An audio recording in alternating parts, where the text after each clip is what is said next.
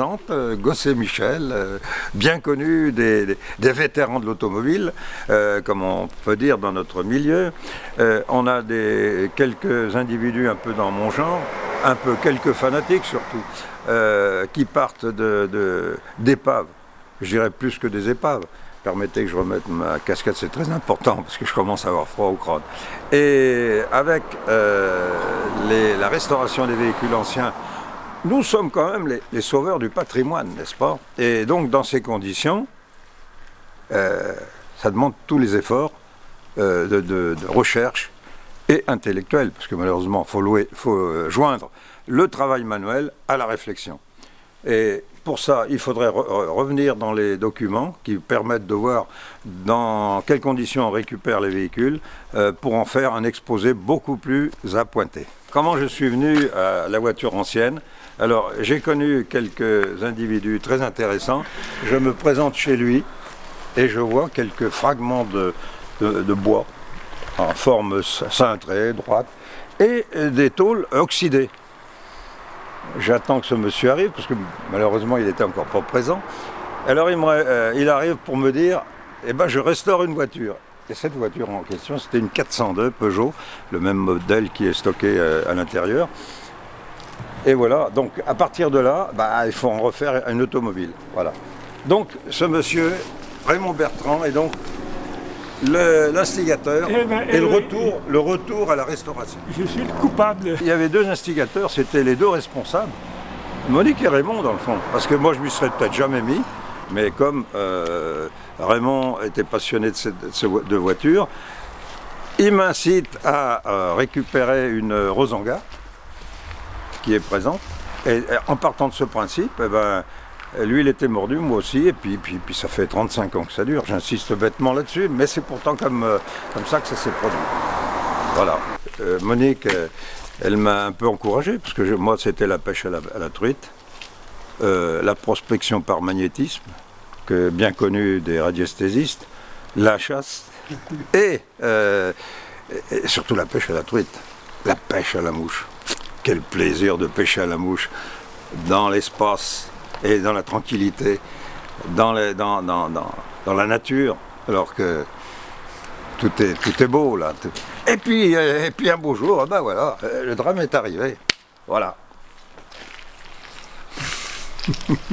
Alors le pourquoi et la passion de ces voitures anciennes, la voilà. C'est lui. Non, viens là. Regarde le petit là. C'est toute l'histoire de l'automobile entre deux générations. Entre moi et lui, il y a presque je dirais un siècle de voitures dans la passion. Lui, il sera avec les voitures en plastique, et moi, je suis encore dans les voitures à base de tôle. Voilà la différence. Et le patrimoine, il est là. Donc, toute l'évolution automobile dépend de trois générations, y compris la tienne d'ailleurs. Voilà. Les carcasses, mais légendaires un peu, parce que tu les retrouves un peu où? Ces voitures ont été abandonnées par les propriétaires pour la bonne raison, c'est que dans les années 50-60, on a fait des voitures beaucoup plus fiables économiquement et en plus de ça, fiables aussi dans la résistance mécanique. Donc on a abandonné ces voitures qui étaient les ancêtres par la conception. Et de fait d'une conception, la fiabilité manquait un peu à la page, quoi, quelque part. Donc, entre l'avant-guerre et l'après-guerre, on a sauté du coq à l'âne. Voilà l'explication. Je dirais presque d'un puma ou d'un animal de course, quoi. Hein, t'es d'accord? Oui, je suis d'accord. Mais là, on est dans les périodes d'avant-guerre. Le client avait la parole. Aujourd'hui, le constructeur impose des règles. Il sort des modèles. Vous en voulez, vous la prenez. Vous en voulez pas, vous la laissez. C'est la différence qu'il y avait entre les premiers constructeurs automobiles et l'automobile d'aujourd'hui. Voilà. L'intérêt, c'est que c'est quand même des hors-séries tout en étant des séries traditionnelles. Par exemple, une berline, il y a eu des milliers. Des cabriolets, il y en a eu 100, 200, 300, jusqu'à 500, mais jamais bien plus. Oui, série limitée. C'est série limitée, et puis en plus, que c'est le cabriolet, on roule quand même un petit peu avec, on décapote et c'est la joie, on voit les petits oiseaux, tout ça. La saison est favorable pour rouler avec des cabriolets, quoi. C'est ça. Ça permettait d'avoir deux modèles, le cabriolet ou la berline. Cette voiture, ça se trouve, là, elle est légendaire, mais c'est que ça se trouve, si après moi, quand je grandis, je la redonne à mon fils ou ma fille et tout, et qu'après il la redonne à peu près, elle va plus devenir légendaire, mais mythique. Non, ça veut dire que de plus en plus elle défile le temps, plus en plus elle est rare. Non, ce que je voulais dire, Owen, pour répondre à ta question, ces voitures, elles finiront soit dans des musées, soit derrière une vitrine dans une salle à manger. Pourquoi ? Parce qu'elles sont hors conformité par le code de la route, l'encombrement des routes. On ne pourra plus aller sur les autoroutes, puisque bien sûr la vitesse est périmée. Quand tu roules avec un véhicule comme ça autour de 70 à 80 km/h, et je pense que je suis large encore, il ne faut pas que les côtes soient trop pontues. Donc disons qu'elles seront forcément exclues de la route. Voilà. Donc sur l'autoroute, D'ailleurs, on évitait les côtes à l'époque ? Ben, il y en avait des côtes, il y en avait plus qu'aujourd'hui, parce qu'on n'avait pas les moyens de gratter le terrain pour aplanir les routes. Donc, il y avait plus de Dès qu'il y revers, avait une côte, mais elle ne passait pas. on roulait plus souvent en première qu'en deuxième ou en troisième. Voilà. donc ce que tu veux dire, Voilà. c'est que l'autoroute maintenant c'est mort pour les voitures de ce type. Non, on les verra plus sur les autoroutes, ou alors à moins de faire un défilé officiel, mais autrement. Et aussi, ce qui n'est pas avec la loi avec ces voitures, c'est qu'avant, on n'avait pas besoin de ceinture de sécurité. Mais maintenant, Si, parce que alors, là, il y en a pas. j'ajouterais sur le plan technique, les voitures modernes sont beaucoup plus fiables par rapport à la conception, étant donné que c'est des ondes de forme, enfin de forme, de choc. Les tôles sont faites d'une telle façon à ce que quand la voiture a un impact, l'amortisseur se met en route avec l'écrasement des tôles, de façon à ce que l'habitacle reste sans être déformé. Alors que les voitures anciennes, boum, c'est le choc, tout le monde passe par le pare-brise et fini. C'est toute la différence qui existe entre ces deux voitures, entre la moderne et l'ancienne. Je pense que là encore, pour ce véhicule, on est à la phase finale, elle est complète. Hein. Donc là, à partir de maintenant, il faudrait remonter dans le temps sur le passé. Comment elle a été récupérée. Et là, alors là, toute une histoire, n'est-ce pas ? Bon, alors vous avez ici toute l'historique de cette voiture, telle qu'elle a été récupérée. Voilà, cette image est parlante, c'est la récupération. Alors, on a là et là. Bon, alors j'éviterai d'aller trop loin dans... là voilà un peu, enfin ce qu'il en reste. Ça a été un travail de Romain un peu pour la sortir. Parce qu'elle était... Comment tu l'as trouvé ? Alors, par des relations, par un collègue qui m'a... Que son gamin allait aux champignons. Oui, tout à fait par hasard. Ouais. Le fils allait aux champignons et me connaissant un jour, il me dit « Dis donc mon gamin, dans un taillé, il a découvert 2 épaves. Si ça t'intéresse, viens les voir avec nous. » On trouve la voiture, la caisse, mais il manque des pièces. Et là, eh ben, il faut faire sa petite enquête. Et là, Raymond peut répondre à une question suivante. Comment tu as fait pour trouver le châssis ? Allez Raymond, à toi. Alors là, c'était une histoire vraiment incroyable parce que un jour, je vais dans une bourse et puis ils cherchaient le joint de culasse. Alors j'étais sur un étalage avec des joints de culasse. Et puis j'étais en train de dire, bon ben il n'y a pas de joint de culasse de Renault. Et puis il y a un monsieur qui passe derrière moi, il dit, vous cherchez des pièces de Renault, quel Renault ? Ben une Prima 4. Il me dit, ah bon, mais parce que moi j'ai un châssis complet Prima 4. Oula ! J'ai dit, c'est que ça m'intéresse, j'ai un copain qui en restaure une. Alors c'est parti de là, il m'a donné son adresse que j'ai donné à Michel. Michel l'a contacté et puis les affaires sont faites comme ça. Il a trouvé toutes les pièces qui manquaient. C'est vraiment le hasard à 100%. Et souvent dans le domaine de la recherche, le hasard fait bien les choses. Et une fois de plus, ben, ça a permis de sauver cette belle qui méritait toute notre attention, n'est-ce pas ? Et notre bourse, C'était dans le Beaujolais aussi, on y va, on était avec le Grand Vent. On arrive à la bourse, il n'y avait que 2 stands. Oh ben j'ai dit c'est foutu, il n'y a pas de pièces. Mais le stand qu'il y avait, qu'est-ce que je vois là-bas?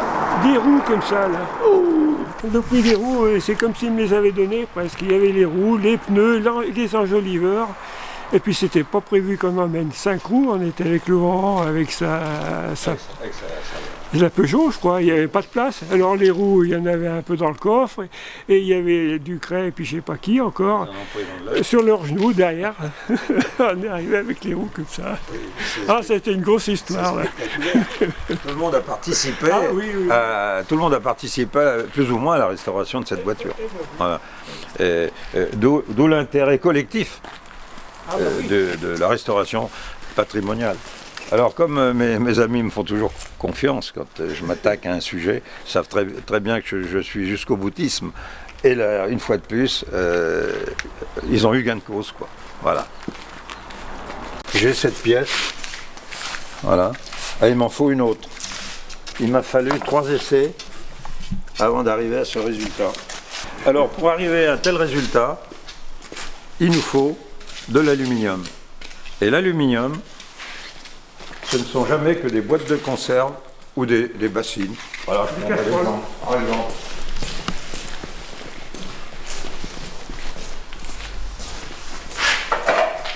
Voilà. Voilà. Voilà.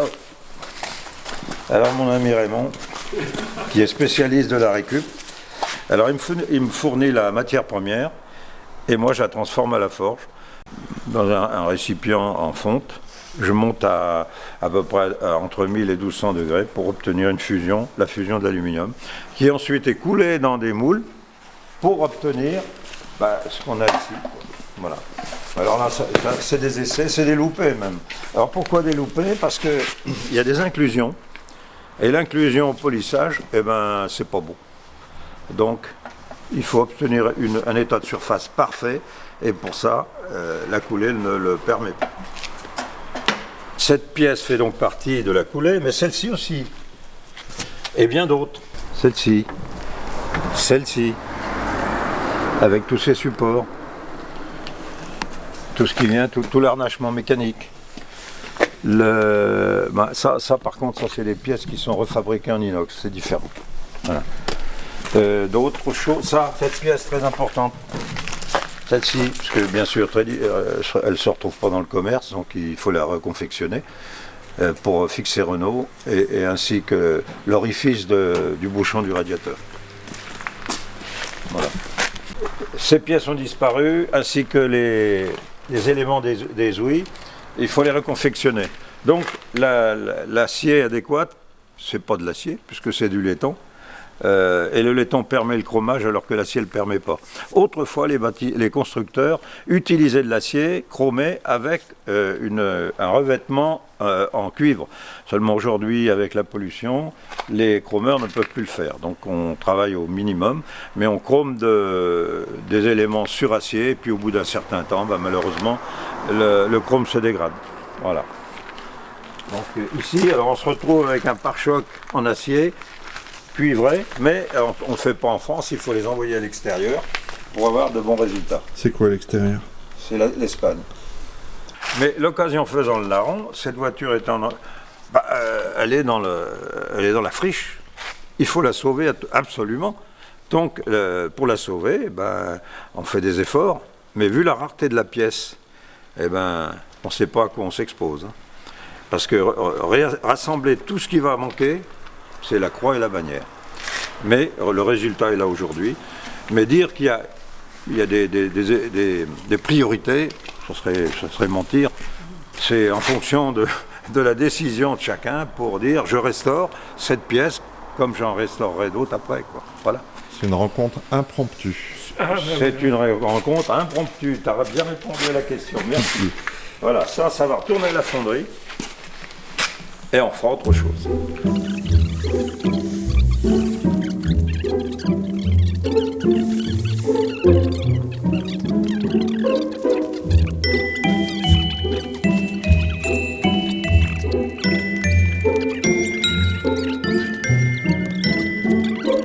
Autrefois, les dames de la belle société s'asseyaient sur le siège arrière, mais s'il y avait un peu de soleil ou un peu de vent ou un peu de pluie, elles se protégeaient de cette façon.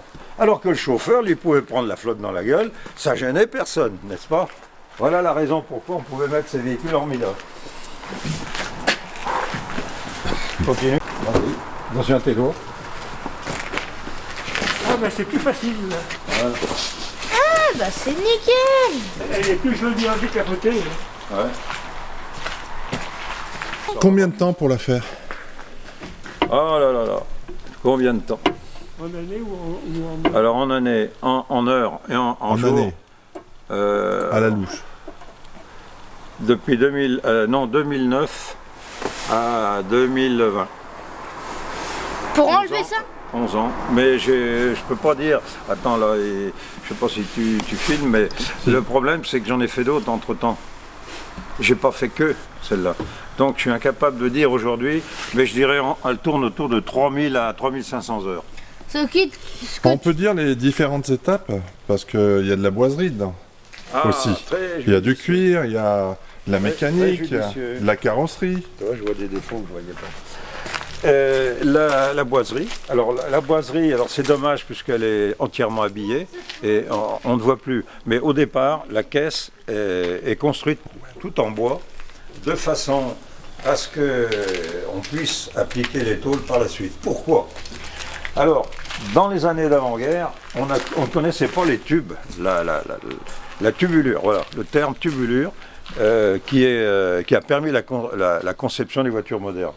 Alors, à l'époque, pour remplacer le tube, eh bien, on mettait du bois et on clouait sur le bois. C'est la seule différence. Et là, je ne vais pas entrer dans les détails, c'est assez compliqué, mais au moins, on peut, en fonction de la forme du bois, donner la forme de la tôle. Voilà. Mais une caisse complète, si on l'ouvre, si on la déshabille, on voit qu'une ossature bois qui permet de faire poser toutes les tôles qui sont bien sûr en forme, mais en même temps, elle a on découvre sa conception, contrairement à ce qu'on découvrirait avec une voiture moderne. Voilà, c'est tout. Donc il y a la partie bois. Tu commences par quelle partie, toi? Tôle, non? Non, je Ou commence... mécanique? Non, alors je me sers souvent des tôles en référence. Un exemple pour cette voiture, un panneau de tôle. Le seul panneau de tôle qui existait, c'était celui-là. Enfin, celui-là, ou plutôt le même, parce que l'autre était pourri. Et avec ça, je commence à me positionner mon montant de mon pied de caisse arrière et le pied de caisse avant. Donc ça me donne déjà l'encombrement de la caisse de la voiture. Et en fonction de ces positions, ça me permet de développer la partie arrière. Mais alors là, ça ne se fait pas en quelques heures, ça se fait en quelques jours. Donc ce qui fait que en empilant, en faisant un empilage successif, on arrive à reconstituer la caisse telle qu'elle est à l'origine. Mais parler de documents techniques pour avoir le développement précis, c'est impossible. Les bâtisseurs de l'époque, enfin les constructeurs de l'époque, n'avaient pas justement la même théorie qu'aujourd'hui. Ils travaillaient un peu à la petite semaine. Alors quand on dit à la petite semaine, c'est la méthode artisanale. Je reconstitue le véhicule avec des données, des pièces existantes, même pourries, mais pourries me donnent quand même le gabarit du véhicule, d'accord? Alors en fonction de la position de la tôle, des montants, des portières et du cul arrière, j'arrive à reconstituer le véhicule. Voilà, c'est tout. Sans commentaire. Et la mécanique? Ah bah la mécanique, c'est un grand art, ça il faut le remettre à poil, mais là, je suis à l'aise. Je suis à l'aise. C'est de la vieille mécanique, et la mécanique ancienne est beaucoup plus facile à contrôler que la mécanique moderne. Donc pour moi, je m'en fais qu'un grand plaisir quand j'ouvre ce capot. Aïe, aïe, aïe. Ah, ça c'est la merdouille, ça. Voilà, pour avoir apparaître un moteur latéral dans toute sa grandeur. Hein? Tu pars à partir d'une tôle tu commences à refaire des pièces d'origine, puis tu fais la boiserie pour faire la structure, le squelette, Ouais. et après? Voilà, tu as donné le terme exact, c'est le squelette. Et en fonction du squelette, on habille de tôle. Je me suis permis de référencer tout ça avec les anciennes tôles qui me redonnent les gabarits. D'accord? Et alors, avec les gabarits des tôles existantes, ça me donne la forme du véhicule. Et avec ces tôles, ensuite, eh ben, je développe mes bois. Nettoyer le châssis, le décaper, le peindre, et après monter les accessoires sur le châssis. Le décaper comment? Tu le sables, c'est ça? Alors, ou sablé ou gratté. Enfin, sablé, la plupart du temps, c'est sablé. Ça sert à quoi de sabler? Sablé, ça décape l'oxyde, la rouille donc, et les vieilles peintures. C'est-à-dire on repart sur des bases neuves, propres. Donc châssis, ensuite on place le train avant, le pont arrière, et enfin la mécanique qui a été révisée entièrement. Donc une fois tout ça installé sur le véhicule, alors après on s'attaque à la caisse. La sellerie, tu n'en as presque pas parlé. La sellerie, c'est pour mon travail. Je l'ai donné à un professionnel. C'est un peu particulier. Et donc, sellerie et siège capote, c'est fait par un sellier. Et puis, on n'a pas parlé de la couleur. Pourquoi cette couleur? Pourquoi cette couleur? Très important, la couleur. Ces voitures, en général, à l'époque, elles étaient plutôt de teinte foncée. Alors pour l'époque, ça doit être certainement satisfaisant, mais pour une voiture ancienne, quand on veut lui donner du cachet aujourd'hui, il vaut mieux lui donner une couleur vivifiante, criarde même à la limite. Hein, et partant de là, presque, on se croirait au cirque. Et alors à ce moment-là, elle a plus d'intérêt pour l'œil. Donc c'est la couleur de choix qui correspondait mieux à la voiture, comme elle l'a été pour la Berlier. Oui, elle est de 1935. La KZ24 est de 1935, je précise. KZ24 parce qu'elle s'est faite sur un an, à peu près un an. Entre le cabriolet et la berline, 35-36. On retrouve le même problème avec la 401. Alors j'ai été obligé de déroger par rapport à l'origine de Renault pour les raisons suivantes. Au niveau du freinage, était tellement inefficace, il freinait sur des câbles, donc des câbles mais sans palonnier. Alors ce qui faisait que les trains avant et le train arrière, soit ils bloquaient d'un côté, soit ils bloquaient de l'autre, il n'y avait pas de répartition du freinage. Alors moi j'ai apporté un petit supplément avec un galet, de façon à ce que la tension du câble soit égale sur les roues droites et roues gauches. Donc ça, c'est un petit additif que Renault n'avait pas osé faire ou ignorer, ou pour une question d'économie à l'époque. C'est des petits gadgets, mais enfin qui ont leur impact pour pouvoir utiliser le véhicule. Dans les bonnes conditions d'ailleurs. Est-ce que ça a été compliqué de la faire? Assez, oui. Assez. Pourquoi? Parce que, étant donné que un cabriolet a un inconvénient, c'est qu'il subit les outrages du temps. Et une berline? Comme c'est un cabriolet, oui. Une berline, elle a l'avantage d'avoir un pavillon.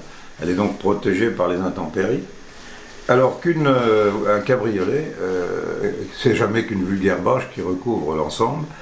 Ce qui fait que quand la capote est détruite, usée par le temps, puis c'est assez rapide, eh bien tout s'effondre, parce que l'eau rentre dans l'habitacle, fait pourrir les planchers, les sièges, etc. Donc pratiquement très peu de choses sont récupérables. Alors il faut tout recalculer, tout recomposer le véhicule de A à Z pour arriver à retrouver sa cote d'origine. D'où la difficulté de restaurer les cabriolets. Voilà. Et il y en a combien de ce modèle-là dans le monde? Alors, parlons pas dans le monde, parce que à l'époque, c'est des véhicules qui étaient surtout commercialisés sur le territoire français. On faisait très, très peu d'importation. Donc, à mon avis, si on a entre 200 et 300 voitures de l'époque, aujourd'hui, qu'est-ce qu'il en reste? Mystère, gros point d'interrogation. Il faudrait faire une petite enquête dans le domaine des collectionneurs pour arriver à savoir si, On a dépassé la vingtaine, parce que je dis, et encore, 20 véhicules sur le territoire, ça paraît beaucoup. La plus difficile, c'est certainement l'ossature bois. Elle nécessite un empilage. Alors, pour ça, le bois, c'est tout fait main, étant donné que tout est à rayon. Alors, les rayons, obligatoirement, nécessitent des courbures particulières. Il faut mettre du grand, c'est-à-dire il faut mettre plus que le volume d'origine, afin d'obtenir un résultat concret pour l'ajustage des tôles, pour que la voiture soit fonctionnelle. Voilà. Donc tout ça nécessite un travail bien particulier au niveau de l'ossature bois. Ça, c'est le premier travail le plus délicat. Est-ce que tu connais l'origine des voitures que tu restaures? Oui, pour certains, entre autres la Merlier, où son ancien propriétaire s'est fait qu'un plaisir de savoir qu'un jour sa voiture revivrait, étant donné qu'on verra sur les photos l'état du véhicule tel qu'il a été récupéré dans les bois, hein, dans les taillis si tu préfères. Les arbres les ont poussés à travers. Donc le propriétaire encore vivant à notre époque, il est surpris de voir que son véhicule a été remis en état comme elle était quand il l'a connu lors de ses 20 ans. Quoi. Alors tout ça, tu vois, c'est faire revivre la matière et en plus là, véhicule, c'est formidable. Le plus gros plaisir, c'est pas de l'écouter tourner, c'est de la reconstruire. Quand elle est finie, pour moi, c'est réglé. Mais t'as déjà vu des voitures comme ça sur Paris? Dans ma vie, des voitures comme ça, j'en ai vu 2 ou 3. Alors, j'en ai vu plein parce que t'en as plein. Ah non, mais des voitures à quelqu'un d'autre, des comme ça, je dois en avoir vu.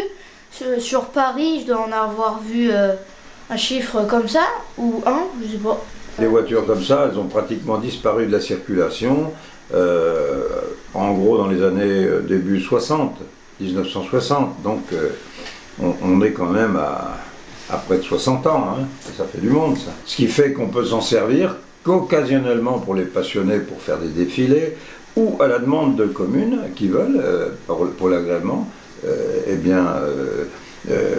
des sorties de groupe avec différents modèles pour refaire voir et refaire vivre l'époque des voitures de cette époque.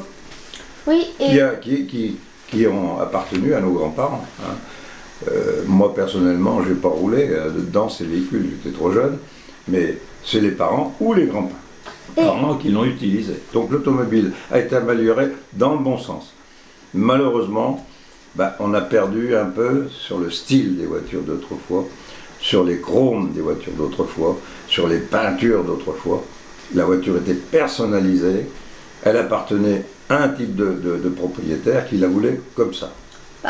Mais aujourd'hui, tu ne peux plus le faire. Tu achètes un modèle, il est ce qu'il est, et il te plaît ou il ne te plaît pas, mais s'il ne te plaît pas, tu vas en chercher un autre. Moi, je trouve personnellement que les voitures d'avant, que je restaure, sont plus jolies que celles modernes. Mais elles sont plus stylées, plus jolies, mais elles sont moins efficaces dans le sens elles polluent plus. À l'époque, on est à la naissance de l'automobile. Il y a quoi? Il y a 20 ans qu'elle est arrivée au monde. Les ingénieurs ont réussi à la mettre à peu près au point. Et on se rend compte qu'on peut se déplacer autrement qu'avec un cheval. Non, à la place du cheval, on a mis un moteur. Tu te rends compte du progrès entre le début du siècle et les années 30, d'où les véhicules tels qu'il est actuellement. On a quoi?